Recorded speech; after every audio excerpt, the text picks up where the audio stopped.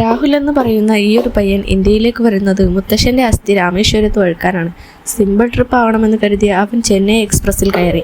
അപ്പോഴാണ് അവൻ അവിടെ വെച്ച് മീനമ്മ എന്ന പെൺകുട്ടിയെ കണ്ടുമുട്ടുന്നത്. അവൾ നല്ല ദേഷ്യവും ധൈര്യവുമുള്ള ഒരു തമിഴ് പെൺകുട്ടിയായിരുന്നു. ആദ്യ സംസാരത്തിൽ തന്നെ രണ്ടുപേരും ചേരുന്നില്ല.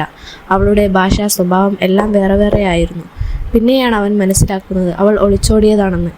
അവൾ ഒറ്റയ്ക്കാണ് ഒളിച്ചോടിയത്.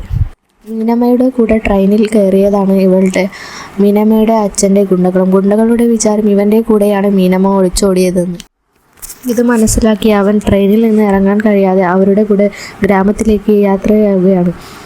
ഗ്രാമത്തിലെത്തി അവർ കുറച്ചു കഴിഞ്ഞ് പറ്റിയ സന്ദർഭം നോക്കി അവർ രണ്ടുപേരും ഒളിച്ചോടുകയാണ്. ആദ്യമൊക്കെ അവർ രണ്ടുപേരും എപ്പോഴും അടിയായിരുന്നു. ദിവസങ്ങൾ കഴിയുന്തോറും അവർ രണ്ടുപേരും പരസ്പരം പ്രണയിച്ചു തുടങ്ങി. ഇതോടെ അവരെ വീണ്ടും അച്ഛൻ്റെ ഗുണ്ടകൾ പിടിച്ചുകൊണ്ടുവരുന്നു. ആ നാട്ടിലെ ഏറ്റവും വലിയ ഗുണ്ടയെ കൊണ്ട് മീനമ്മയെ കെട്ടിക്കാനായിരുന്നു അച്ഛൻ്റെ തീരുമാനം. അതിന് താല്പര്യമില്ലാതെയാണ് അവൾ ഒളിച്ചോടിയത്. രാഹുലുമായി ഒളിച്ചോടി വന്ന ശേഷം അവളുടെ അച്ഛൻ പറഞ്ഞു, മീനമ്മയെ കെട്ടിക്കാൻ നിന്ന് ആ ഗുണ്ടയുമായി അടികൂടി ജയിച്ചാൽ നിനക്ക് മീനമ്മയെ കല്യാണം കഴിച്ചു തരാമെന്നും.